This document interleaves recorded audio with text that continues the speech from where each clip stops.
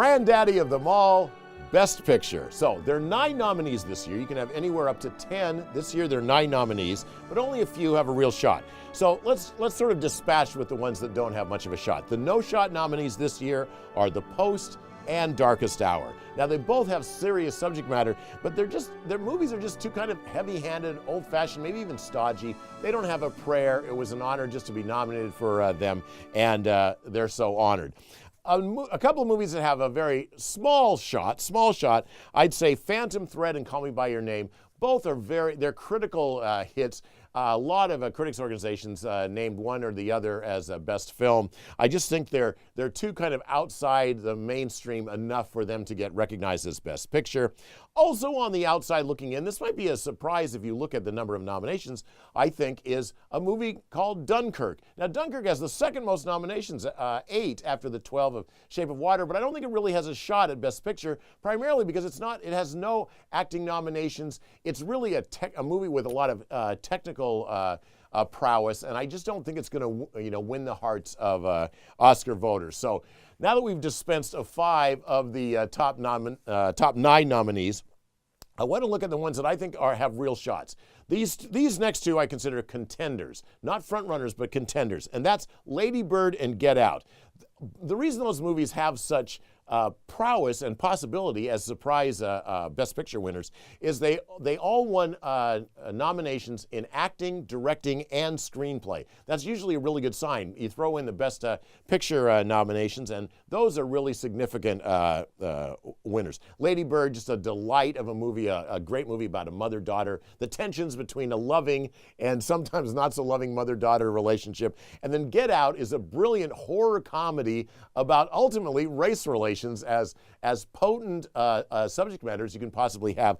Both would be, I think, that would be kind of a roar in the auditorium if those 2 won, not because it would be such a shock. They both are well-received movies, but because they're so fresh and out of the box. They're not like most movies nominated for Best Picture.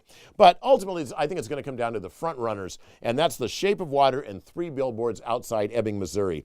Now, the reason I think those are the 2 front runners, between those 2 movies, they've really split all the major awards. So 3 Billboards won the Golden Globes, they won the SAG Awards, they won the BAFTA Awards, those are the British Oscars, and Shape of Water won the Critics' Choice, the Producers Guild, and Directors Guild. Now, between the 2 of them, when they were first announced, I thought it was something of a toss-up. Right now, although my vote would go to 3 Billboards Outside Ebbing, Missouri, I think it's a brilliant movie. I think Shape of Water is going to win. It got more nominations than 3 Billboards, but also in the intervening weeks since the Oscar nominations came out, there's been a growing backlash against 3 Billboards Outside Ebbing, Missouri, for the somewhat surprising reason that they think it's a little off on race.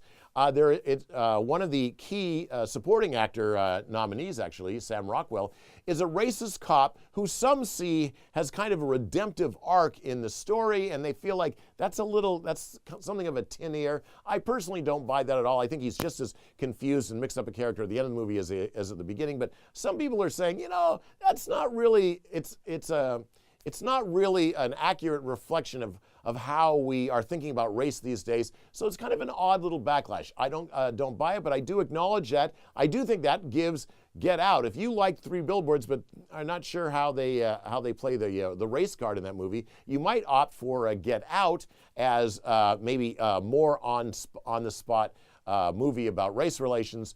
But anyway, I think whatever the controversy is, I think that Shape of Water will benefit. Shape of Water is its own odd movie about a mute woman falling in love with a fish man. So it's a fantasy. It's not like your general run-of-the-mill kind of Best Picture nominee, but it's a movie about love. And I think in the end, it's less offensive. It doesn't kind of rub some people the wrong way enough that I think Shape of Water, somewhat disappointingly for me, will win Best Picture 2018.